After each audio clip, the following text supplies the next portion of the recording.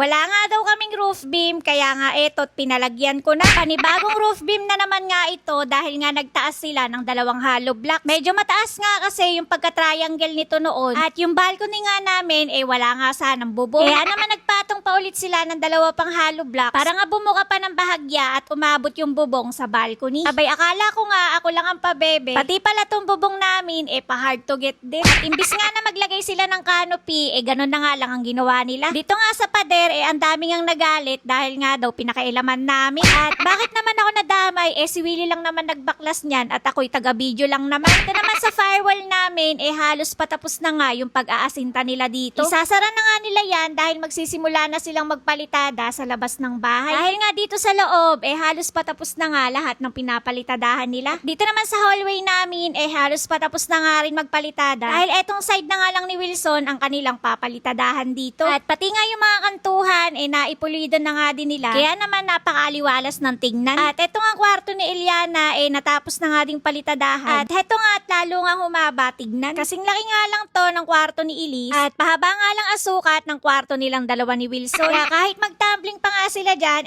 pwedeng-pwede pang. Ito naman sa master's bedroom, heto nga at napalitadahan na din nila. May nakaabang nga na linya ng kuryente dyan dahil nga maglalagay ako ng wall lamp. At eto nga yung pinto namin papuntang walk-in closet. Yung kabilang side nga dyan, yung sa akin, at yung kabilang side naman ang kay Willie. At nandito na nga din yung daan papuntang bathroom. Dito naman sa side na to, dyan ko nga ipapalagay yung vanity mirror ko. Hindi naman ganun kalaki yung ipapagawa ko para hindi rin masayang yung space. At yung mga linya naman ng CCTV, dyan nga ipapalagay ni Willie. At para nga daw magamit namin yung bandang gilid. Kaya hindi na nga din kami maglalagay ng table dyan para sa TV. Recta wall bracket na nga lang yon para hindi masyado maraming abubo. Napaghahalata tuloy na tamad. At eto na nga yung itsura ng harapan ng aming bahay. Napakaganda na nga at ang sarap na nga pagmasdan. Lagi nga lang ako dito sa labas nakatambay dahil nga tinitingnan ko lang yung aming bahay. Kaya naman eto si Willie, sinabayan na nga din ang palipad ng drone habang hindi pa nga ganun kalakas ang hangin. At para makita na nga din namin yung mga nabago ulit dito. Hanggang ngayon nga, akala pa din ng iba, third floor nga yan. Dahil kung titingnan nga sa labas, hindi nga kita yung bubong. At mataas nga kasi siyang tignan. Siguro,